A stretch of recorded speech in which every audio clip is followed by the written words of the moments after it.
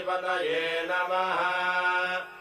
अस्य श्रीरुद्रस्य प्रश्नस्य अघोर ऋषिः अनुष्टुप्-छन्दः सङ्कर्षणमूर्तिस्वरूपो योऽसावादित्यः परमपुरुषः स एष रुद्रो देवता। अग्निक्रतुजरमायामिष्टकायागुंसतरुद्रीये जपाभिषेके विनियोगः। नमः शम्भवे च अग्निहोत्रात्मने अङ्गुष्ठाभ्याम् नमः। मयो भवेद दर्शपूर्णमासात्मने तर्जनीभ्याम् नमः। नमः शङ्कराय च चातुर्मास्यात्मने मध्यमाभ्याम् नमः। मयस्कराय च निरूढपशुबन्धात्मने